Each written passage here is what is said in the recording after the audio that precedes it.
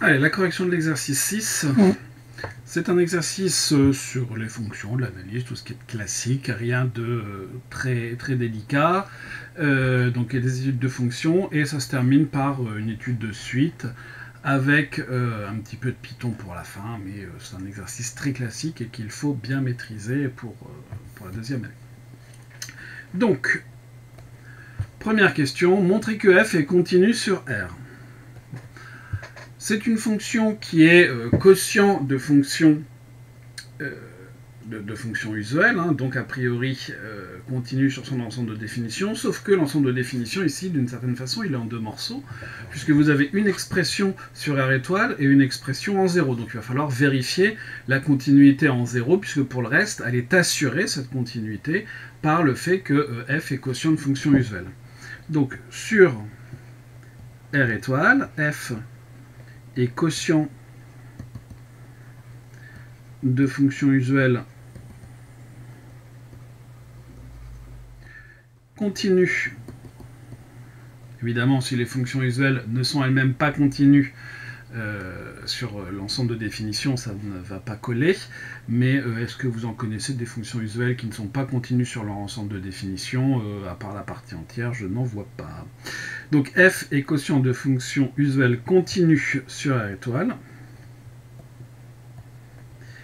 Et pour tout x appartenant à R étoile, vous avez le dénominateur qui est exponentiel de x, qui est différent de 1, donc pour tout x appartenant à R étoile, l'exponentielle de x moins 1 qui est le dénominateur est différent de 0. Donc clairement f est continu sur R étoile. Donc on a la première moitié en quelque sorte du travail qui est faite. Maintenant on va s'intéresser à la deuxième moitié, c'est-à-dire la continuité en 0. Il faut qu'on s'intéresse à la limite lorsque x tend vers 0 de cette fonction. Alors j'écris pas tout de suite limite parce que si on regarde bien, le numérateur x va tendre vers 0, le dénominateur exponentiel de x moins 1 va tendre vers 0, 0 sur 0 c'est une forme indéterminée, donc on est coincé. Mais on peut s'en sortir assez facilement avec un certain nombre de choses, notamment par exemple un équivalent. Ici, en 0, vous avez exponentielle de x moins 1 qui est équivalent en 0 à x.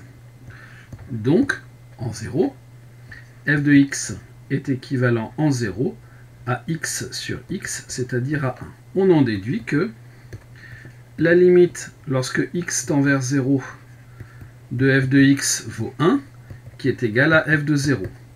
Donc f est continu en 0. On peut le faire également avec un développement limité. Avec un développement limité, vous allez avoir que exponentielle de x est égal à 1 plus x. Et on va s'en sortir. Deuxième méthode.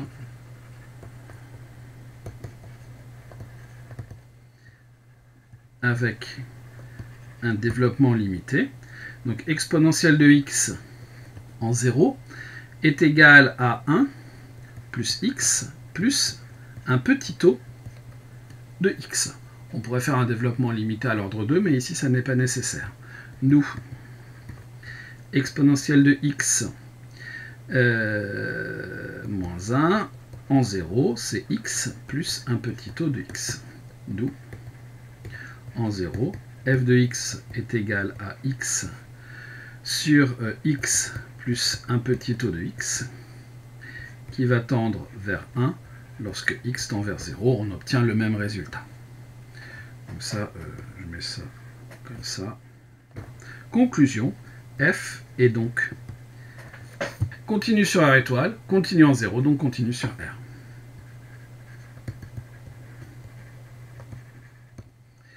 Voilà, une première question. Pas bien difficile en fait, hein, de l'application simple. Donc ça c'était la question 1A. Question 1B. Justifier que f est dérivable sur R moins étoile et R plus étoile. Bon, ben en fait, on va utiliser le même raisonnement sur R moins étoile et sur R plus étoile. F est quotient de fonctions usuelles dérivables sur ces ensembles de fonctions usuelles dérivables sur ces ensembles. Son dénominateur ne s'annulant pas.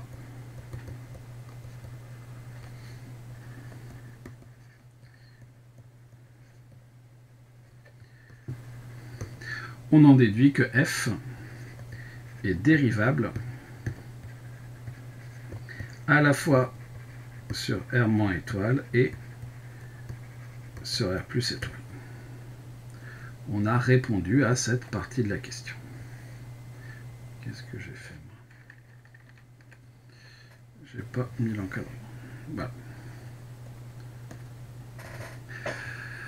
La fonction est-elle dérivable en 0? Ah, ben, pour savoir si une fonction est dérivable en un point ou pas, alors évidemment, soit on utilise des théorèmes usuels, mais là on ne peut pas l'utiliser puisque en 0, le dénominateur de f s'annule, enfin la formule x sur exponentielle de x-1 en fait ne s'applique pas, et f de 0 égale 1. Donc on ne peut pas utiliser les théorèmes usuels, donc on est obligé de procéder par taux d'accroissement. Bon. Pour ce faire, ben, on va se donner un h non nul, et on va s'intéresser au taux d'accroissement de la fonction f en 0, qui est égal à f de 0 plus h, moins f de 0 sur h, et on va regarder si ce taux d'accroissement a une limite finie ou pas lorsque h tend vers 0. S'il y a une limite finie, eh bien la fonction sera dérivable, et le nombre dérivé sera la valeur de cette limite, et s'il n'y en a pas, ben la fonction ne sera pas dérivable. Donc on va avoir exponentielle de h, pardon, c'est f, donc c'est h sur exponentielle de h moins 1, moins f de 0 qui vaut 1, le tout sur h. Donc on va avoir quoi? On va avoir 1 sur exponentielle de h moins 1 sur h. Et là, bien sûr, on a deux choses qui tendent vers l'infini, donc on est obligé de mettre au même dénominateur. Donc on va avoir du h moins exponentielle de h moins 1, le tout sur h exponentielle de h moins 1. Ça va nous faire plus 1. C'est bien ça, après avoir mis au même dénominateur, j'ai multiplié la première fraction par h, la deuxième par exponentielle de h moins 1, et en simplifiant, on obtient ça. Maintenant, il va falloir que l'on cherche la limite quand h tend vers 0. Le problème, c'est que bien sûr, le numérateur va tendre vers 0, mais le dénominateur aussi. Donc on a une forme indéterminée du type 0 sur 0, et on est a priori coincé. C'est pas très grave. On va pouvoir s'en sortir. Ici, si j'utilise un équivalent, je vais être embêté parce qu'au numérateur, je serai obligé de soustraire des équivalents, et ça, c'est quelque chose qu'il ne faut pas faire. Donc là, on n'a pas d'autre choix, on n'a pas vraiment d'autre choix que d'utiliser un développement limité. Si j'utilise un développement limité à l'ordre 1, au numérateur, je vais avoir un petit taux de h, donc quelque chose qui va tendre vers 0 lorsque h tend vers 0, et au dénominateur aussi, je serai coincé. Donc je vais être obligé là d'utiliser un développement limité au moins à l'ordre 2. Puis on va regarder ce qui se passe. Et j'ai besoin aussi d'une nouvelle page. Donc, si je regarde ce qui se passe, donc je vais avoir h moins exponentielle de h qui est 1 plus h carré sur 2, plus 1. Et j'ai oublié mon petit taux, plus un petit taux de h au carré, plus 1, oui, le tout sur h, et ici, un développement limité à l'ordre 1 devrait me suffire. Exponentielle de h, c'est 1 plus h plus un petit taux de h, moins 1. Voilà. Donc là, c'est assez pratique les développements limités pour ça. Et donc, si je regarde mon numérateur, qu'est-ce que je vais avoir? Je vais avoir moins 1 plus 1, ça s'en va. H moins h, ça s'en va. Il va me rester du h carré sur 2, plus un petit taux de h carré. Divisé par, au dénominateur, qu'est-ce que j'ai? J'ai h multiplié par h, donc il va me faire du h carré, plus un petit taux de h multiplié par h, donc un petit taux de h carré. Voilà. Et là, qu'est-ce qui va se passer? Je vais tout diviser par h carré. Ce qui va me faire du 1 demi plus un petit taux de 1 divisé par 1 plus un petit taux de 1. Et cette chose-là va tendre vers, le petit taux de 1 va tendre vers 0, quelque chose qui est négligeable devant une constante, c'est une quantité qui tend vers 0. Il va me rester 1 demi sur 1, c'est-à-dire 1 demi. Donc conclusion, à la fois on a la dérivabilité, donc f est dérivable en 0, et f' de 0 est égal à 1 demi. Donc on a là à la fois la dérivabilité et la valeur du nombre dérivé. Alors la question qui pourrait se poser, c'est cette dérivée est-elle continue ou non, mais c'est une question qu'on ne nous pose pas, et donc on va s'en passer. Donc voilà pour cette question 1b. Ce sont des choses qui ne sont pas très compliquées, c'est de l'application du cours, tout simplement. On utilise des développements limités, des équivalents, enfin bref, tous les outils à notre disposition pour calculer des limites. Et avec ça, eh bien, on est capable de conclure assez facilement. En tout cas, si ça demande un petit peu de calcul, ça ne demande pas trop de réflexion. En vrai. Deuxième question, eh bien, on nous parle cette fois d'une autre fonction, la fonction u de x égale 1 moins x exponentielle x moins 1. Étudier les variations de u sur r, en déduire celles de f. Bon, très bien. Pour étudier les variations d'une fonction, méthode très classique, c'est la dérivation. À partir du moment où notre fonction est dérivable, ce qui est le cas ici, u est produit de fonctions usuelles dérivables sur R. Alors produit et somme en fait. Donc U est dérivable sur R. Je vous rappelle que dès lors que vous avez à utiliser la dérivée d'une fonction, il faut, avant de parler de cette dérivée, dire que la fonction, eh bien, on peut calculer sa dérivée, en d'autres termes qu'elle est dérivable. Donc on va calculer notre dérivée. Pour ça, je me donne une variable x, et je vais calculer mon u' de x. Donc je vais avoir la dérivée de 1 moins x qui va valoir moins 1, multiplié par exponentielle x, plus 1 moins x multiplié par la dérivée de exponentielle de x qui est elle-même, moins 1 dont la dérivée vaut 0. Et je vais avoir donc moins exponentielle de x, plus exponentielle de x, moins x exponentielle de x. C'est-à-dire que j'ai moins x exponentielle de x. L'exponentielle est toujours positive, le x, on connaît très bien son signe, donc on est capable assez facilement de donner le signe de u'. U' de x est du même signe que moins x, c'est-à-dire du signe opposé à x en fait. Donc là, on est... Alors, la dernière fois, je cherchais une règle. Je vais trouver. Faire les tableaux de variation, c'est plus sympathique. Voilà. Donc, il nous faut x moins l'infini, plus l'infini. Moins x ou x, d'ailleurs, vont changer de signe en 0. Donc ici, je vais mettre le signe de u' de x. Va changer de signe en 0. Si je prends un nombre négatif, eh bien son opposé est positif. Si je prends un nombre positif, son opposé est négatif. Donc voilà le signe de moins x, ce qui va me donner les variations de la fonction u.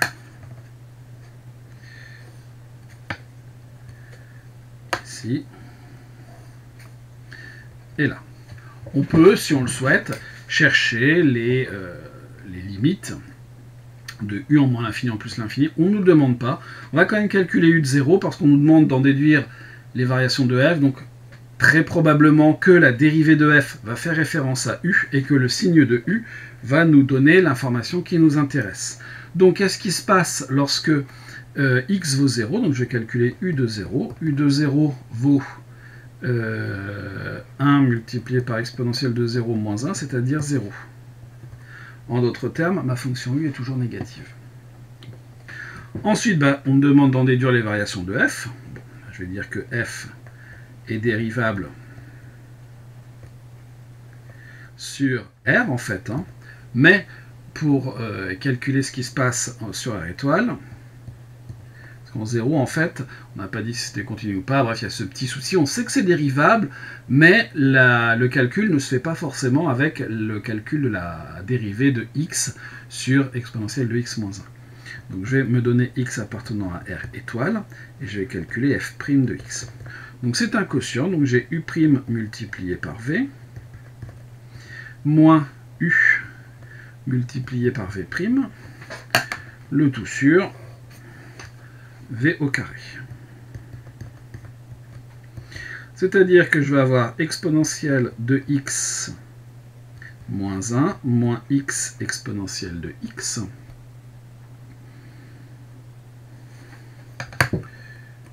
le tout sur exponentielle de x moins 1 au carré. Et si je mets l'exponentielle en facteur, je vais avoir du 1 moins x exponentielle de x moins 1 le tout sur exponentielle de x moins 1 au carré. C'est-à-dire u de x. Voilà pourquoi on nous faisait étudier cette fonction u. Il n'y a jamais de hasard. Sur exponentielle de x moins 1 au carré.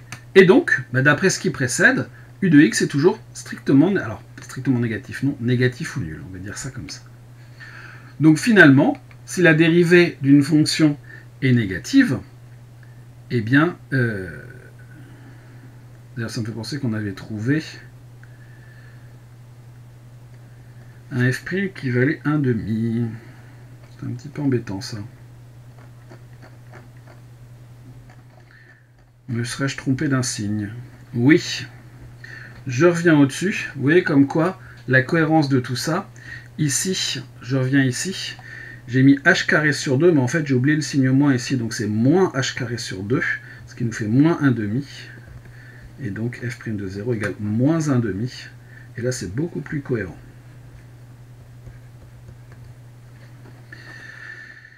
Voilà. Donc finalement, j'en déduis que f est décroissante.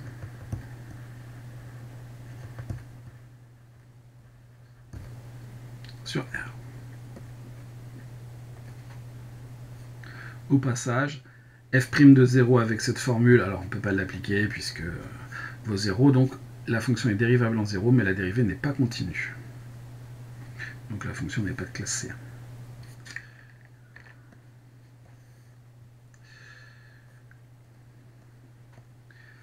Voilà pour la question 2A. Question 2B, les limites. La limite de f en plus l'infini en moins l'infini. Bon. En plus, on va commencer par moins l'infini, ça va être la plus simple. Qu'est-ce qui se passe en moins l'infini? Vous avez l'exponentielle de x moins 1 qui tend vers moins 1 lorsque x tend vers moins l'infini, puisque l'exponentielle tend vers 0. Vous avez x qui tend vers moins l'infini lorsque x tend vers moins l'infini. Si on fait le quotient des deux, vous avez f de x qui va tendre vers, le numérateur tend vers moins l'infini, le dénominateur tend vers moins 1, vers plus l'infini, lorsque x tend vers moins l'infini. Voilà. Ensuite, en plus l'infini, qu'est-ce qui va se passer? En plus l'infini, nous avons a priori un petit souci, qui est que le numérateur va tendre vers plus l'infini, le dénominateur aussi. Mais, on va pouvoir s'arranger avec des histoires de négligeabilité et ainsi de suite.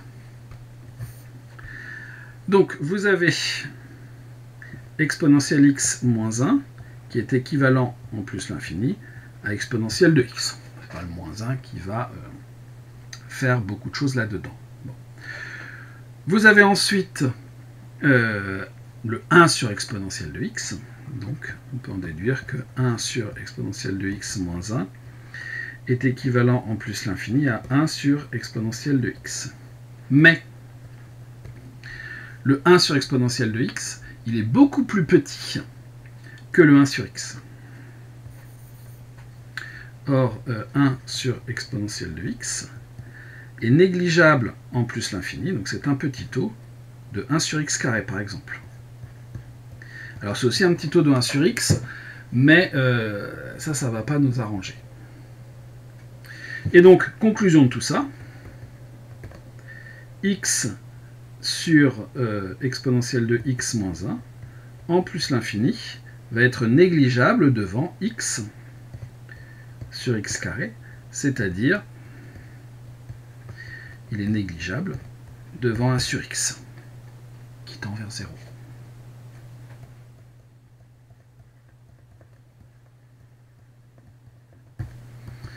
Donc, votre fonction f tend vers 0 lorsque x tend vers plus l'infini. Alors, il y a d'autres façons de faire que des critères de négligeabilité, mais c'est ce qu'il y a de plus aisé à utiliser. Pour finir, on nous demande de dresser le tableau de variation. On va le faire, on a toutes les informations à notre disposition.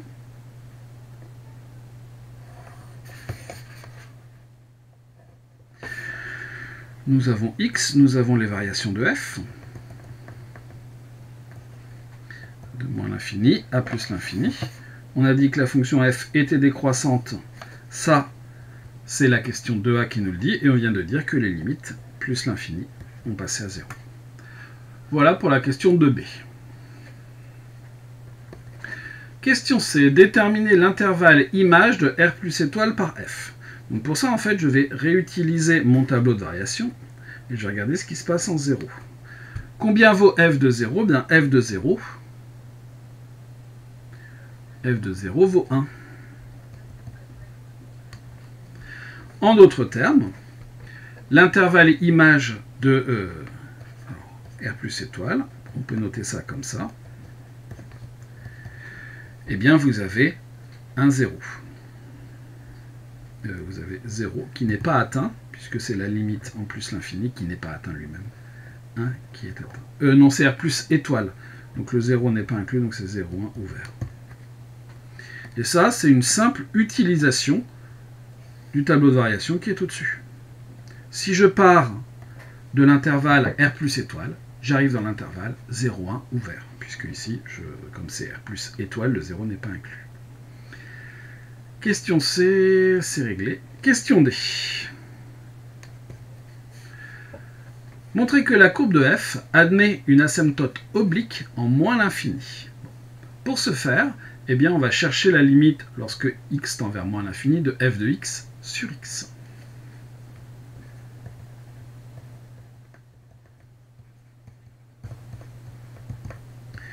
Qui sera la limite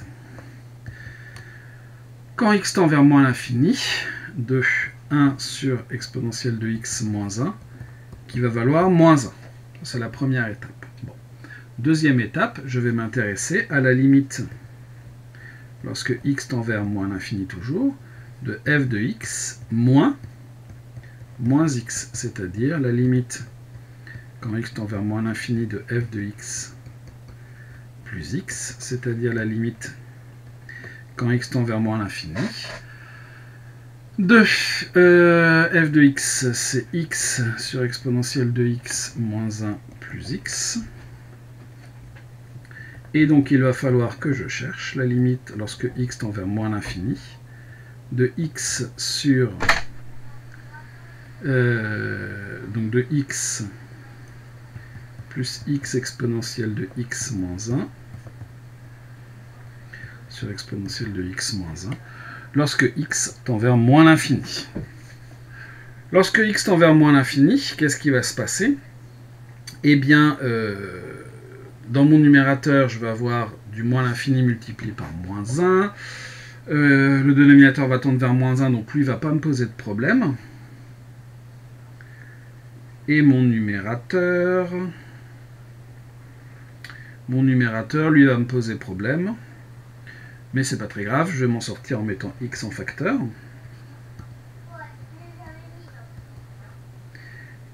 De x facteur 2.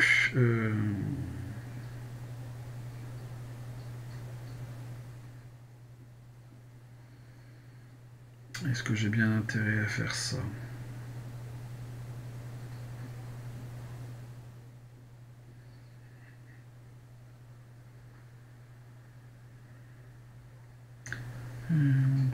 Je réfléchis.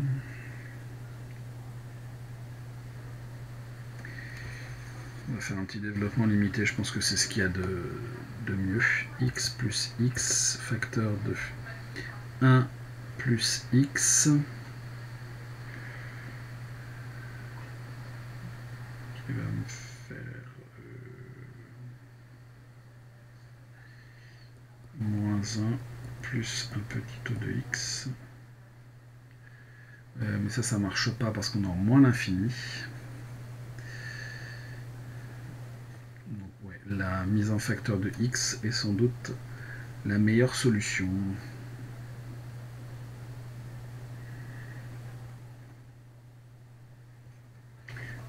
Plus exponentielle de x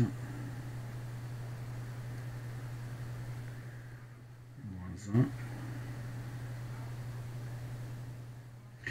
1. En fait, je me prends la tête pour rien parce que j'ai mis en facteur, alors que si j'avais tout développé, j'aurais pas eu de problème, puisque si on développe tout, on va obtenir du x moins x, on va obtenir juste du x exponentielle x divisé par exponentielle de x moins 1.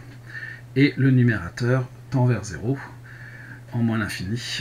Le dénominateur tend vers moins 1, donc cette limite vaut 0, puisque ce paquet-là tend vers 0 lorsque x tend vers moins l'infini, et ce paquet-là tend vers moins 1 lorsque x tend vers moins l'infini. Conclusion.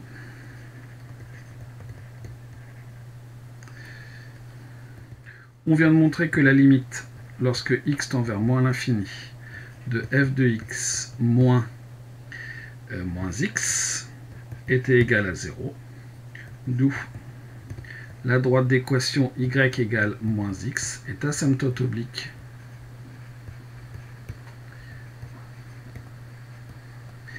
à la courbe de f en moins l'infini.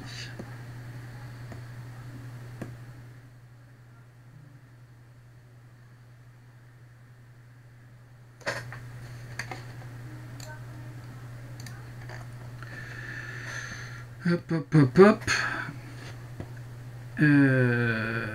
Tracer l'allure de cette courbe. On cherche vraiment l'allure de la courbe. Et là, toutes ces informations vont nous être utiles.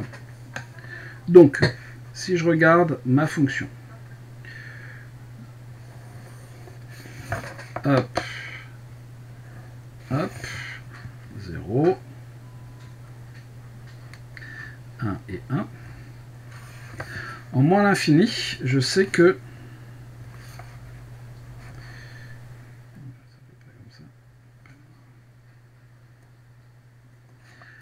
j'ai comme asymptote oblique cette droite-là.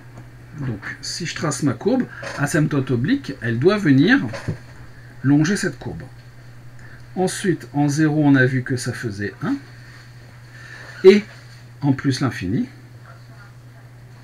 on sait que vous avez... Alors bon, ma courbe, elle n'est pas... C'est l'ébauche d'une courbe. Hein. Voilà l'allure de la courbe. En plus l'infini, ça tend vers 0. Et en moins l'infini, ça tend vers plus l'infini, mais en suivant cette asymptote oblique, qui est la droite d'équation y égale moins x. Passons à la question numéro 3. Cette fois, on nous demande de traiter une suite. Montrer que pour tout n appartenant à n, un est strictement positif. Typiquement, c'est du raisonnement par récurrence. Donc, qu'est-ce que l'on va faire? Eh bien, on va se donner un entier n, et on va noter Pn, la proposition, eh bien, un est strictement positif. Pour ça, pas de problème, on va initialiser.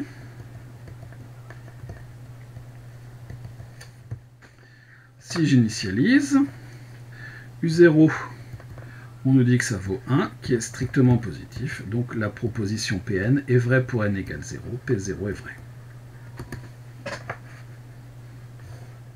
Résultat intermédiaire. Deuxième phase, l'hérédité. Alors attention à ce genre de récurrence, qui est une récurrence très simple, et donc vous serez largement attendu sur la rédaction si jamais vous avez ce genre d'exercice au concours. Comment est-ce qu'on rédige une hérédité? Eh bien, on se donne un entier n, tel que la proposition Pn est vraie, c'est-à-dire tel que un est strictement positif. Et on va montrer que, montrons qu'alors, un plus 1 est aussi strictement positif. Il ne faut surtout pas mettre de pour tout n à ce moment-là. Alors, sauf des cas très particuliers, des récurrences que l'on appelle je ne sais plus, des récurrences qui doivent inclure tous les termes précédents et pour lesquels, dans ce cas-là, on peut avoir un pour tout, mais c'est super rare. Donc on doit montrer que un plus 1 est strictement positif. Un plus 1, c'est f de un. Or, pour tout x appartenant à R, f de x est strictement positif. C'est le tableau de variation qui nous le dit auparavant. Hein. Nous, f de un strictement positif, et donc un plus 1 est strictement positif. Dernière étape à ne surtout pas oublier, la conclusion. Vous avez une proposition qui a été initialisée, c'est-à-dire qui est vraie pour un certain rang, qui est héréditaire, donc elle est vraie pour tout n, par principe de récurrence.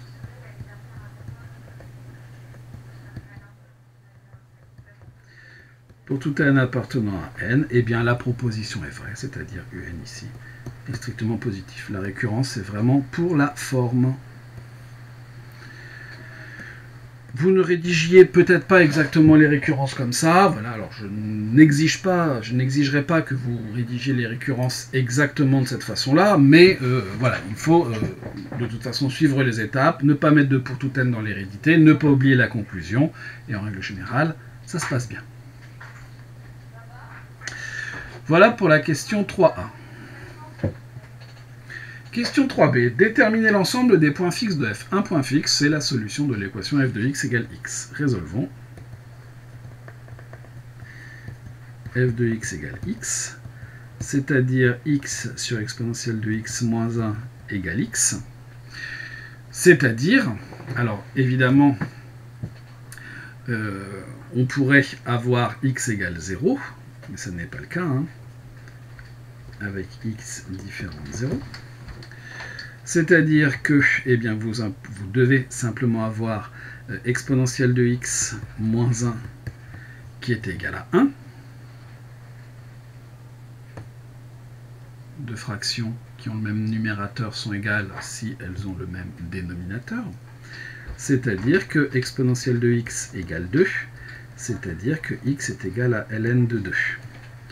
Donc les solutions sur R étoile, il n'y en a qu'une, c'est ln de 2. Il pourrait y avoir x égale 0 comme solution. De plus, f de 0 égale 1, qui n'est pas égal à 0. Je crois que c'est f de 0, je crois bien que ça vaut 1. Hein. C'est ça. Donc 0 n'est pas solution. Donc f admet un unique point fixe.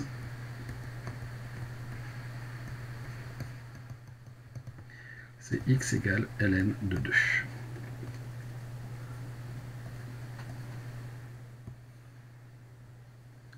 Un point fixe, une suite. Ça sent l'inégalité. Je cherche mes mots. L'inégalité des accroissements finis.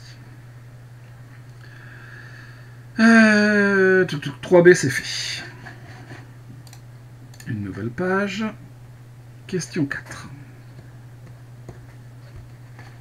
Montrez que pour tout x appartenant à R+, exponentielle de 2x, moins 2x exponentielle de x moins 1 est supérieur à 0. Bon.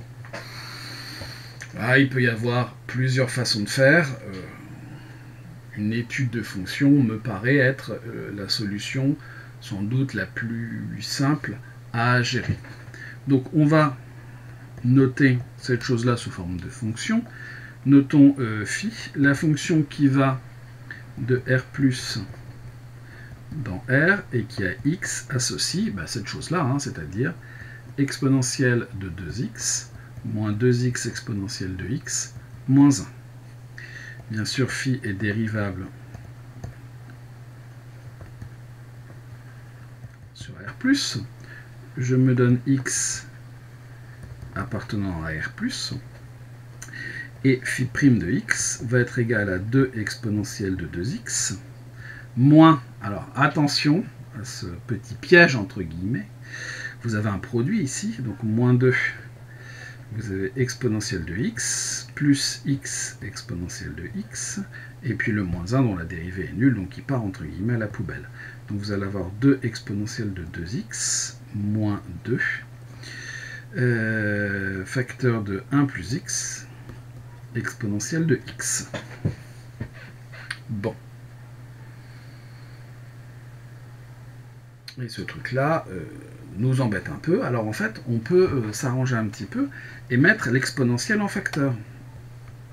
C'est-à-dire qu'on va avoir 2 exponentielle de x moins, alors on peut même mettre 2, x moins exponentielle de x moins 1 plus x, exponentielle de x. L'intérêt de faire ça, c'est que c'est écrit sous forme de produit. Et on sait également, ou en tout cas on doit savoir, on devrait savoir, que pour tout x, exponentielle de x est toujours supérieure à 1 plus x. Or, pour tout x appartenant à R, exponentielle de x est supérieure ou égale à 1 plus x. Ce qu'on appelle une inégalité de convexité.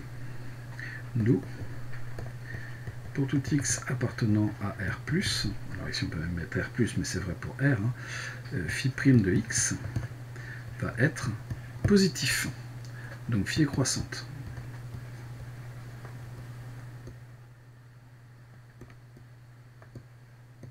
Sur A+, il n'y a plus qu'à calculer phi de 0. Phi de 0 vaut exponentielle de 0, vaut 1, moins 1, 0. Comme elle est croissante et que vous partez de 0, conclusion. Pour tout x appartenant à R+, phi de x, donc exponentielle de 2x, moins 2x exponentielle de x, moins 1, est supérieur ou égal à 0. Parce que votre valeur minimale sur R+, c'est 0, et vous avez donc la fonction qui est croissante, donc qui prendra toujours des valeurs supérieures par la suite. Donc voilà la question 4a. Question 4b, montrez que pour tout x appartenant à R+, f' de x plus 1,5 égale ce machin-là. Bon. On va réutiliser l'expression de f' de x. Alors ça remonte un petit peu.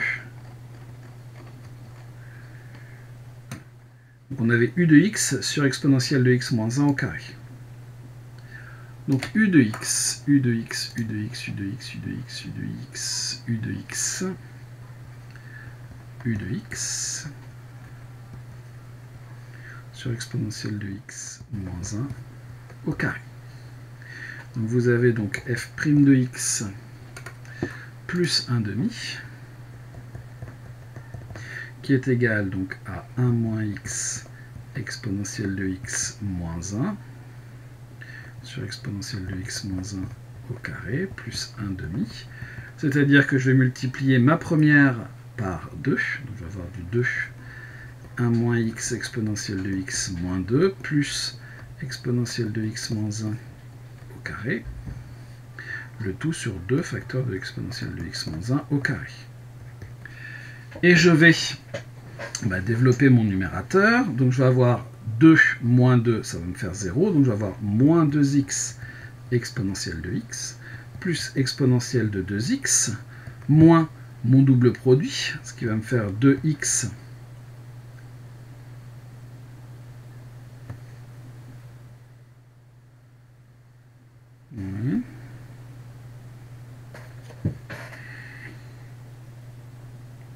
moins 2x moins 2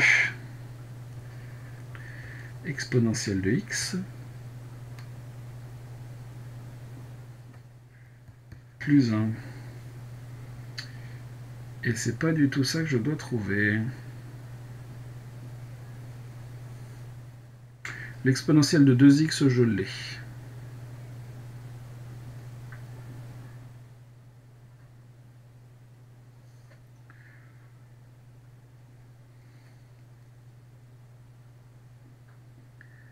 Parce que ici, c'est 2 exponentielle de x. Et que j'ai un moins 2. J'ai voulu aller un peu vite, j'ai pas multiplié par l'exponentielle de x. Et donc je vais avoir donc mon moins 2 que j'ai écrit ici. Sur 2 facteurs de l'exponentielle de x moins 1 au carré. Et donc j'ai 2 exponentielles de x moins 2 exponentielles de x. Je vais avoir exponentielle de 2x moins 2x exponentielle de x moins 1. Ça marche bien. Sur 2 facteurs de l'exponentielle de x moins 1 au carré. Et ben, donc j'ai terminé.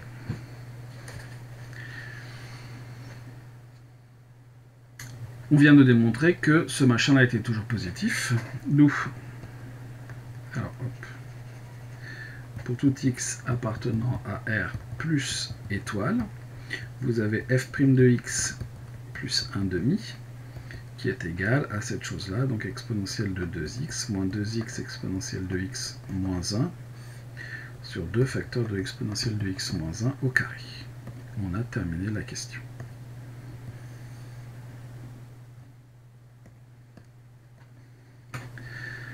Ensuite, question 4c.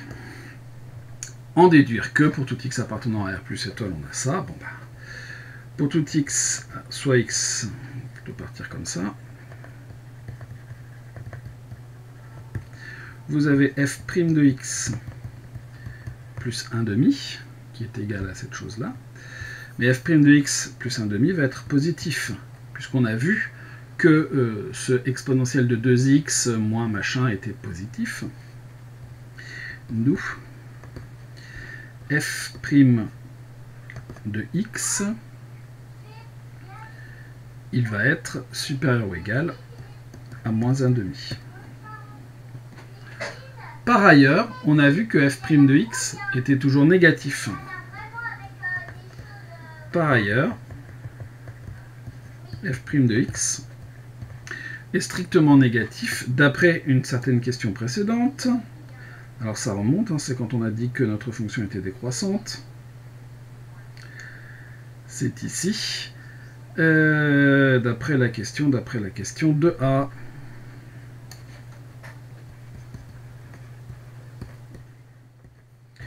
D'où,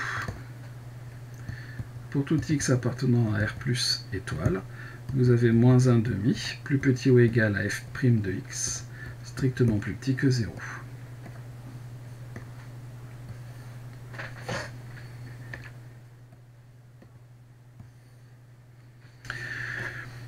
Donc, tout ça, ça sent quand même bien l'inégalité des accroissements finis. On nous fait montrer tout ce qu'il faut pour en arriver là. Question 5a. Montrer que pour tout n appartenant à n, un plus 1 moins ln de 2 est inférieur ou égal à 1 demi multiplié par un moins ln de 2. Eh bien, allons-y. Rappel. L'inégalité des accroissements finis.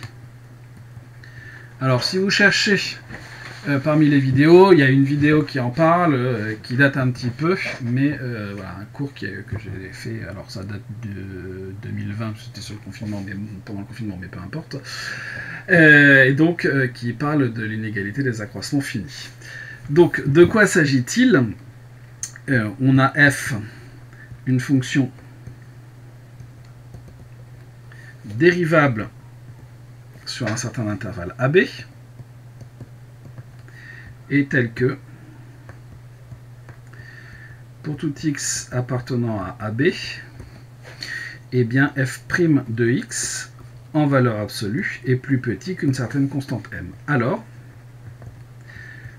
f de a moins f de b en valeur absolue est inférieur ou égal à m, valeur absolue de a moins b. On va appliquer ça ici avec a qui est un, b qui est ln de 2, et on a démontré que f' de x en valeur absolue est toujours plus petit que 1 demi.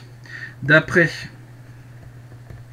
la question 4c, pour tout x appartenant à R plus étoile, eh bien, valeur absolue de f' de x est inférieur ou égal à 1 demi, puisque f' de x est compris entre moins 1,5 et 0, donc sa valeur absolue est comprise entre 0 et 1 demi. D'après l'inégalité des accroissements finis,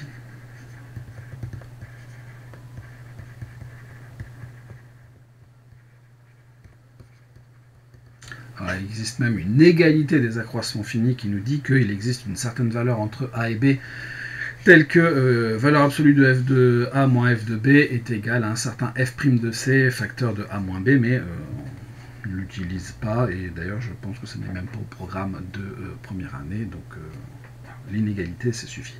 Donc après l'inégalité des accroissements finis, qu'est-ce que l'on peut dire? Eh bien, f de un moins f de ln de 2 est inférieur ou égal à 1 demi un moins ln de 2.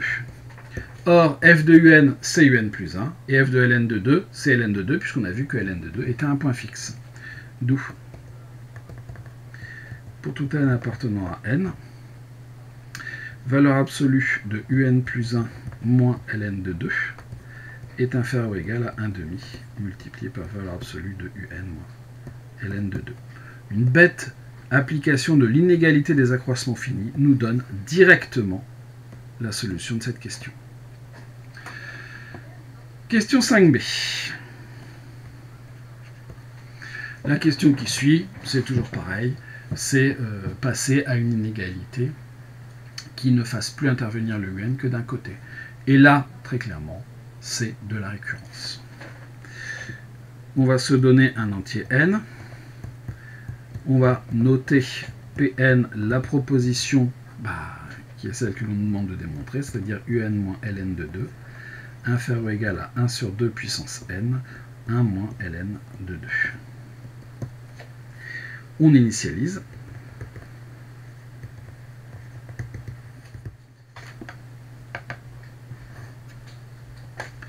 Pour n égale 0, qu'est-ce qui se passe? U0 moins ln de 2, ça vaut 1 moins ln de 2, qui est plus petit ou égal à 1 sur 2 puissance 0, qui est égal à 1, multiplié par 1 moins ln de 2, donc P0 est vrai, la proposition est initialisée. Hérédité.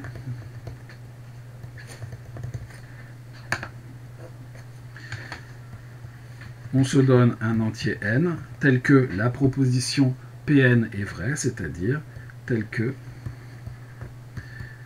un moins ln de 2 inférieur ou égal à 1 sur 2 puissance n, 1 moins ln de 2. Et on va montrer que ça marche aussi pour un plus 1. un plus 1 moins ln de 2 est inférieur ou égal, d'après ce qui précède, à 1 demi multiplié par un moins ln de 2. Et, eh bien, tout simplement, l'hypothèse de récurrence, on peut l'appliquer.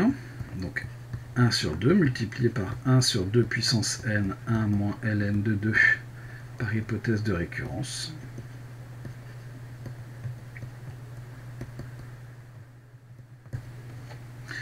D'où 1 sur 2 multiplié par 1 sur 2 puissance n, ça nous fait 1 sur 2 puissance n plus 1. Un plus 1, moins ln de 2, inférieur ou égal à 1 sur 2 puissance n plus 1, 1 moins ln de 2. La proposition est vraie.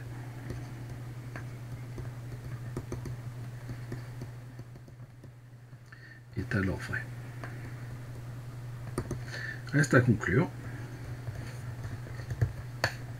La conclusion générale par principe de récurrence. La proposition est vraie pour tout rang à partir du rang d'initialisation, donc ici à partir du rang n égale à 0, pour tout n appartenant à n, un moins ln de 2 est inférieur ou égal à 1 sur 2 puissance n, 1 moins ln de 2.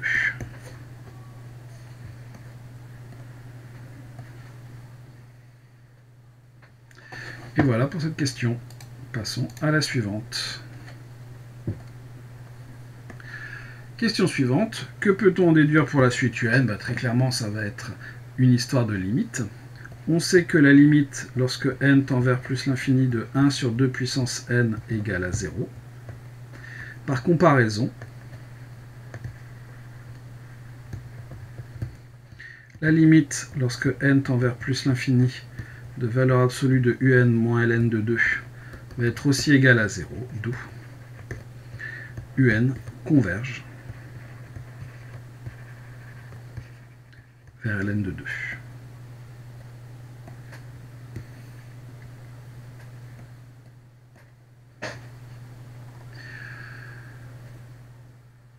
Voilà pour la question 5. Question 6, les applications informatiques. Écrire une fonction f d'entrée x flottant qui renvoie la valeur de f de x. Bon.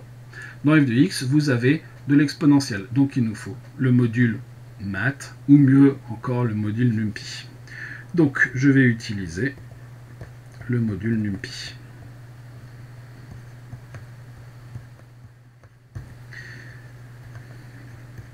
Une fonction f qui va tout simplement renvoyer x sur np.exp de x moins 1 avec des parenthèses. Et voilà notre fonction f. 6b.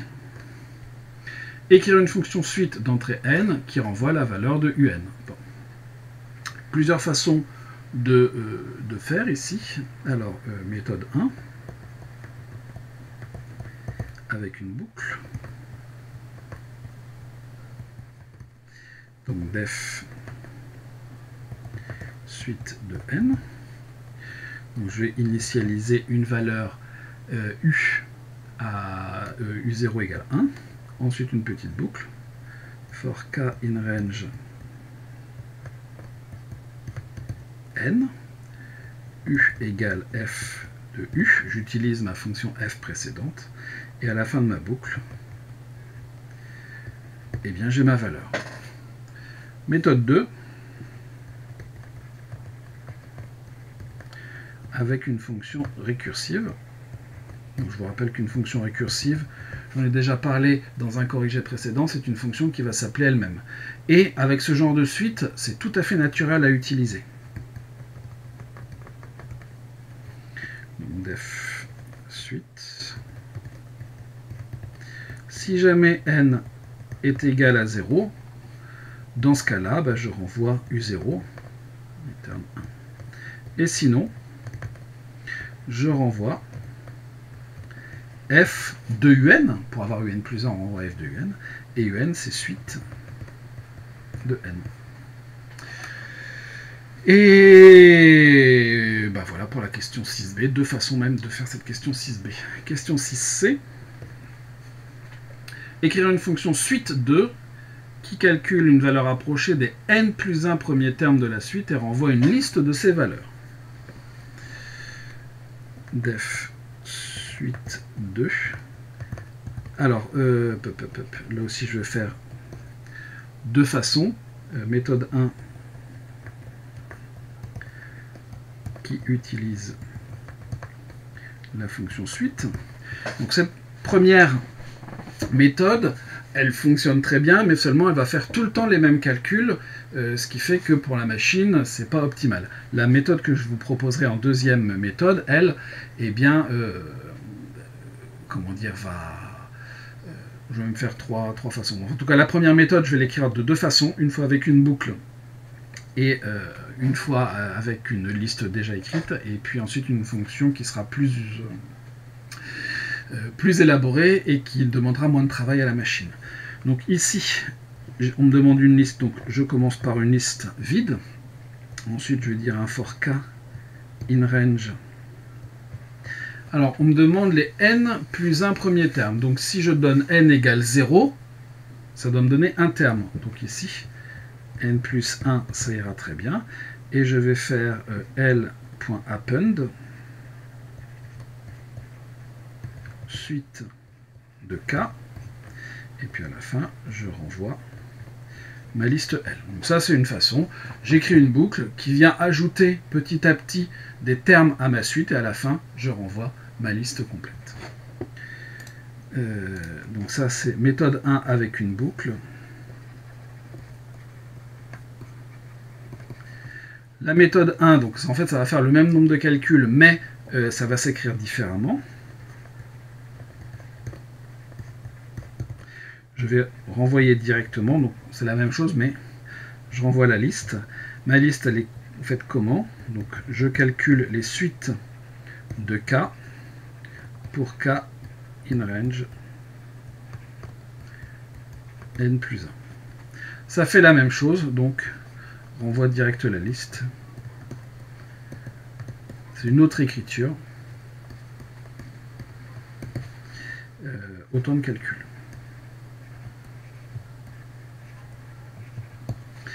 La deuxième méthode, elle est plus efficace.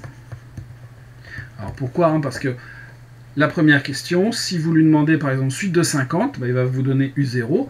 Ensuite, il va vous donner U1, mais pour calculer U1, il va utiliser U0. Pour calculer U2, il va recalculer U0, U1, U2. Pour calculer U3, il va faire U0, U1, U2, U3, et ainsi de suite. Bref, tous les premiers termes de la suite sont recalculés tout le temps, toujours les mêmes valeurs. La méthode 2, elle va être plus maligne, puisque elle ne va pas recalculer toujours les mêmes choses. En fait, je vais mixer la fonction suite avec cette liste. Donc, forcément, vous allez mettre n égale 0 au départ. Donc, je vais mettre L au départ, tout simplement, est égal à 1. Il n'y a pas de point après. Et ensuite, je vais faire une boucle for k in range n. Qu'est-ce que je vais faire? Eh bien, je vais venir ajouter à ma liste, non pas suite, ce qui va lui faire recalculer tout ça, mais je vais lui faire calculer juste f de la chose qui précède. Donc de L de K. Donc je prends le dernier élément qui se trouve dans ma liste, je calcule son image par f, ce qui me donne le terme de la suite suivant, et ce terme, une fois calculé, je viens l'ajouter à ma liste. Et donc je ne fais qu'un calcul à chaque fois, ce qui est beaucoup plus rapide. Et je renvoie ma liste, bien sûr, à la fin.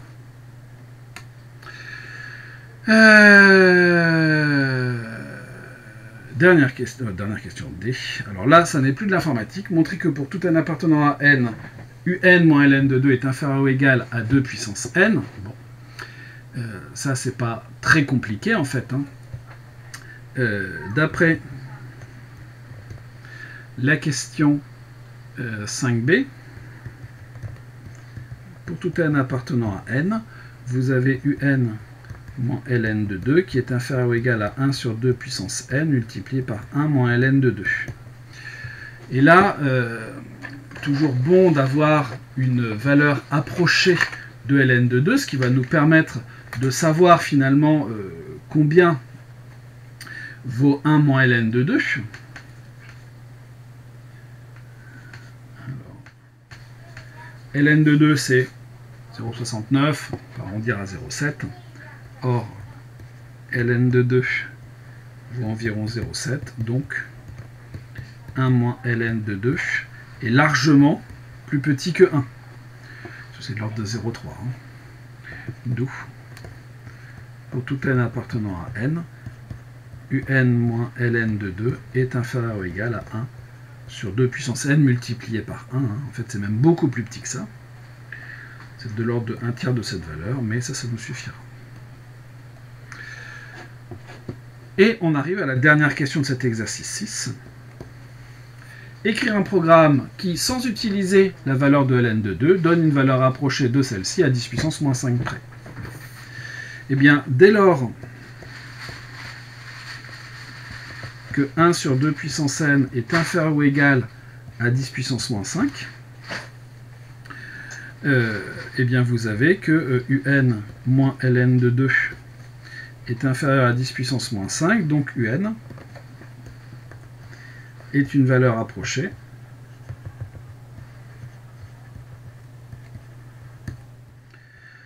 de ln de 2 à 10 puissance moins 5 près. En fait, ça sera même plus précis puisque, comme on l'a dit avant, ça suffit. Donc, or, 1 sur 2 puissance n est inférieur ou égal à 10 puissance moins 5, si et seulement si 2 puissance n est supérieur à 10 puissance 5. 10 puissance 5,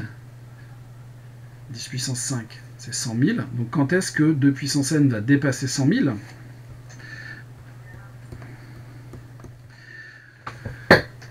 ?2 au carré, 4. Alors on a l'impression que 100 000 ça va être très loin, mais en fait ça va aller très très vite, puisque 2 puissance 10, ça vaut 1024. 2 puissance 16, ça vaut 65 536, donc il suffit que n soit égal à 17. 131 072. 2 puissance 16, c'est 65 536. 2 puissance 17, c'est 131 072. Si vous faites un peu de programmation, ces nombres doivent vous parler. D'où, eh bien, U puissance U17 est une bonne approximation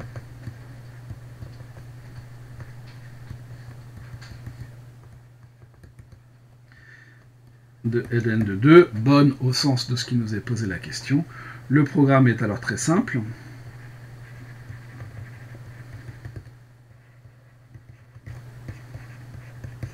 Je calcule suite de 17 et ça me donnera une bonne approximation. Sinon, on peut le faire de façon moins réfléchie, en reprenant la fonction suite et en se demandant calculer les termes, au lieu de faire ça jusqu'à temps que jusqu'à temps que n soit assez grand, faire ça jusqu'à temps que 2 puissance 1 sur 2 puissance n soit inférieur à 10 puissance moins 5. Une autre façon de faire qui pourrait aussi s'imaginer. Voilà pour cet exercice 6.